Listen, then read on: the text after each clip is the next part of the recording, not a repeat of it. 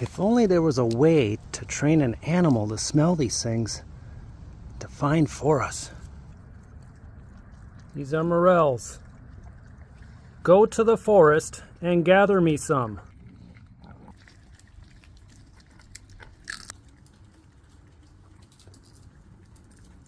So what kind of tree produces morels?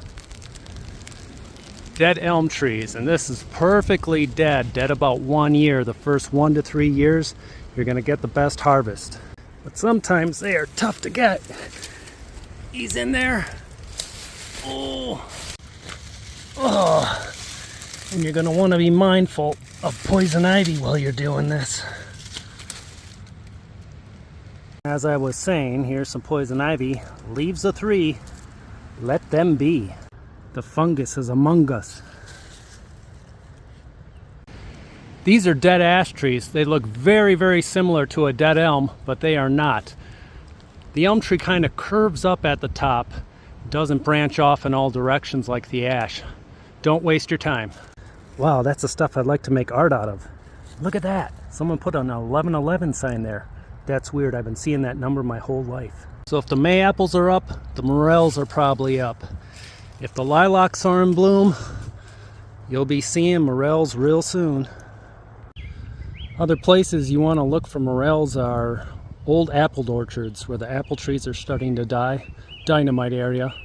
Poplar trees, cottonwoods, they produce them. It's hit or miss, pretty sporadic. Some tips. When you see a morel, be calm. Get low to the ground. Take a good minute to survey all around you. You're going to want to dive in and start grabbing everything, but you're going to probably step on one, you're going to pass one up, because you're going to turn around and look behind you and you're going to see a bunch you missed and you're going to go, how did that happen? So be still, be calm. Another clue, don't look up into the sunlight when you're looking at the treetops to see dead elms. Your eyes will be blinded, and then when you go to look for morels, you're not going to be able to see them very good. Another thing, when an elm tree has shed most of its bark, it's probably not going to put out anymore. And if you see a little mushroom called an inky, it's not going to happen. These are inkies. So yeah, sometimes you come up on them and it's a little too late, but you know what? They put out their spores and that's a good thing.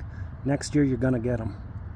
And sometimes you could tell someone beat you there and they picked, but it looks like they missed one. Ha ha ha ha. Well, if you're new to morel picking, make sure to do your homework. There's a false morel out there that if you eat it will screw you up.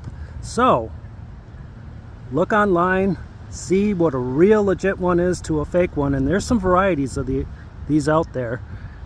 And then if you're too worried about it, just leave them there for me. I'll come get them. Okay, time to wash the buggies out of all the little holes.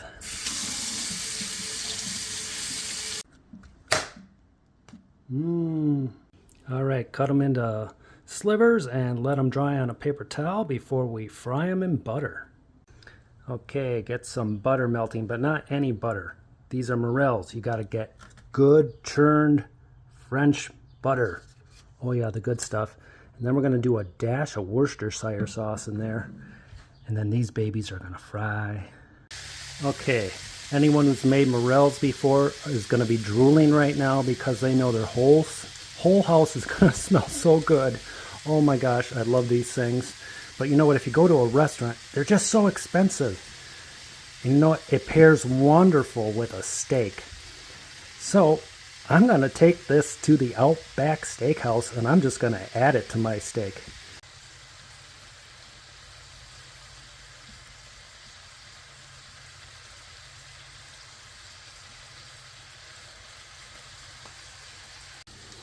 Oh, the smells are incredible.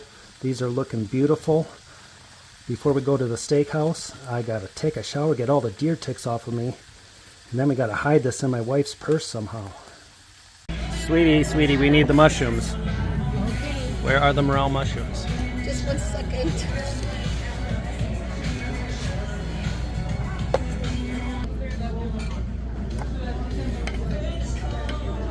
Oh yeah, now we're ready to rock. First we gotta taste it. Oh, Can't beat morels.